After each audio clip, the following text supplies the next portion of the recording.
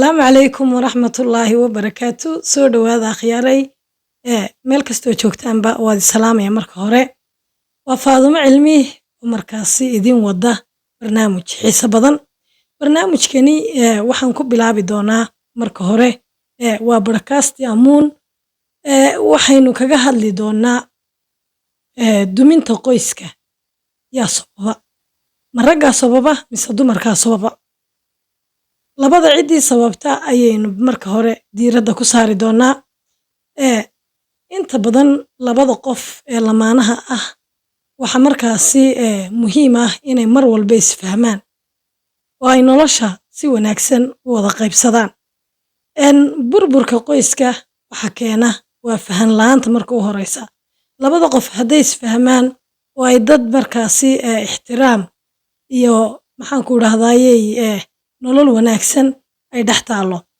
waxay noqonayaan laba qof oo markaasi ay yaraanayso isku dhacoodu waa yaraanayo inta badan waxa diiradda marka la saaro la sheegaa in uu rag u badan yahay duminta qoyska sababtu ugu badan yahay kolley lama soo koobi karo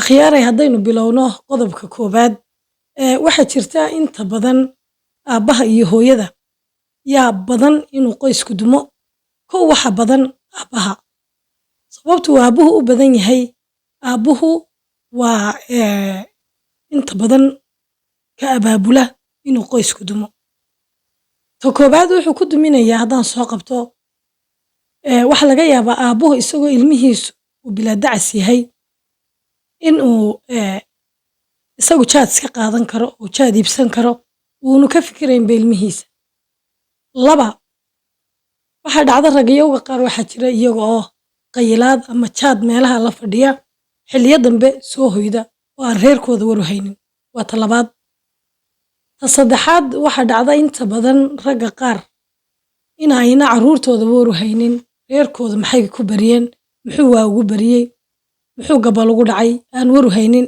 waxaa jira qaar intay aroortii baxaan qada aan reerka u soo doonanin cashada marka ay imanayaan ay dhacdo inuunu carruurtii aybays aragba oo carruurtii oo hurudda uu markaasi yimaado marka uu yimaado carruurtiisii oo hurudda aroortiina waxaa suurtagala isagoo hurda inay carruurtaasi dhaafaan ay maquraan ama ay iskuul tagaan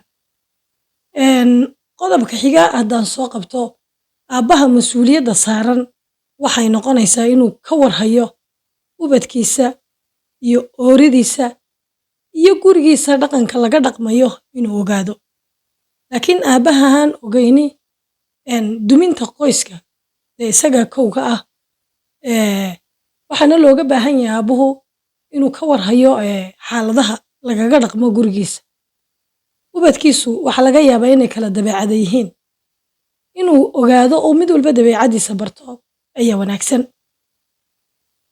haddii aan soo qabto waxa jira iminka waqti xaadirkan social mediaha in qof walba mobile iska haysto hooyadu waxaa dhici karta inay iyadu inta badan maalintii haddii lacala ay eegto ayna waqtiga habeenkii ay waqti u haynin waa hooyo daalaysa oo ubadkeedii iyo gurigii iyo howlo kale ku howlan laakiin aabbayaasha inay qoysaska dumiyo doonaya inay qoyskoodu dumo xilliyada dambe intuu maanta o dhan hadduu doono jaad soo cunayey ayaa waxaad arkaysaa isagoo social mediaha shukaansi kaga jira shukaansigaasi iyo inta badan waxay qoysasku ku dumayaan hooyadu waxay arkaysaa ama gabadha guriga lehi laga yaaba inay maasiijo soo gelaya ay arkayso oo ay dumar kale oo dee iskala sheekaysanayey oo social mediahaasi ka shukaansanayey isaga ciyaarba hadday doontaa ka ahaato laakiin inay ka damqanayso hooyadu dabadeed waxyaabaha keena inay reerku ku burburaan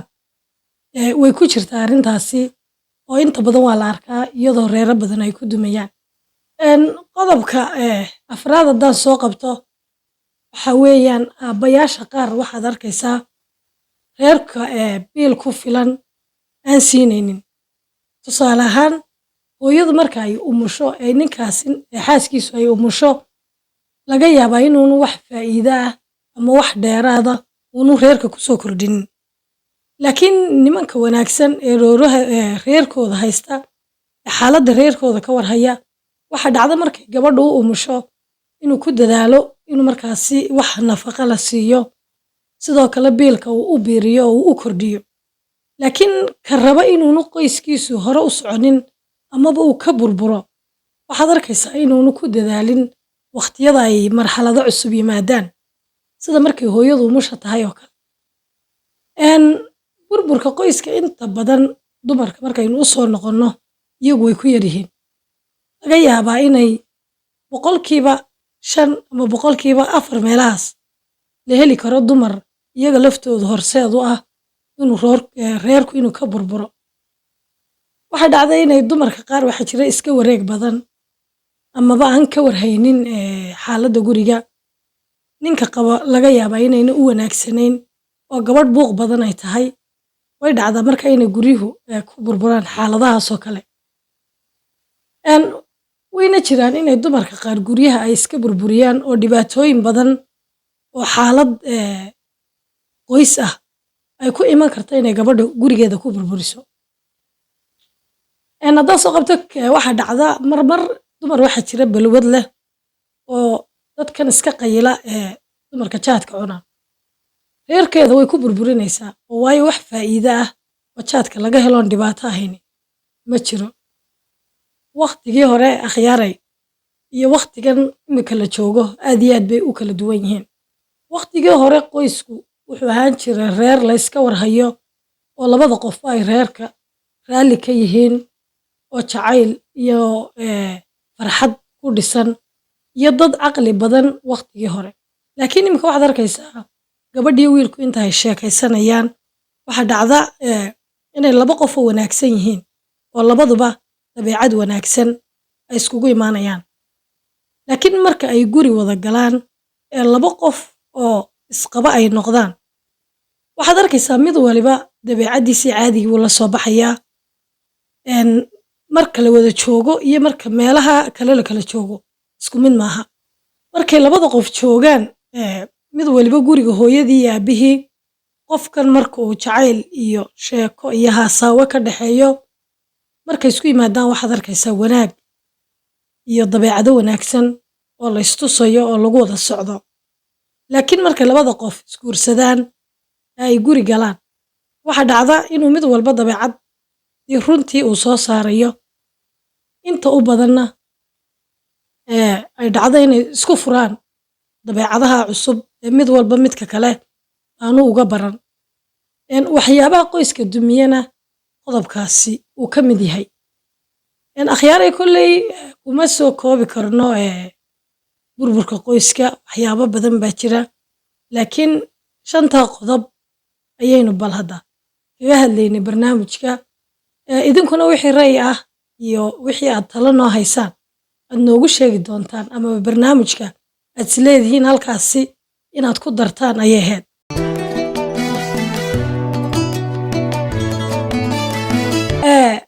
Kolley barnaamijkan marka aan ka baxayno waxaa jirtay in aan hal su'aalo ku dari jirnay oo aanu kaga bixi jirnay. Su'aashaasi toddobaadkii hore waxay ahayd waxaad sheegtaa wax ku hor socda oo aanad arkaynin. Dad ka soo jawaabay amaba asxaabtayada iyo taageerayaasheeda ma jiraan. Waxaananu ku bixinaa 200 oo bir oo kaar ah. Marka jawaabtu waxay noqonaysaa waa dabaysha. Dabaysha ama hawada qofku uu qaadanayo neefta aynu qaadanno oksijiinta ah ee Ilaahayna siiyey weeyaan marka. Su'aasha haddaan hayno waxay ku leedahay waa su'aal markaasi diiniya. Su'aasha diiniga ah ayaan maanta soo qaadanaynaa. Asxaabigii u dambeeyey ee geeriyooda asxaabtii Nabi Maxamed calayhi salaatu wasalaam keebuha. Asxaabigii u dambeeyey ee geeriyooda magaciisa la iska rabaa. 200 oo bir oo kaar ah ayaad nagu leedihiin.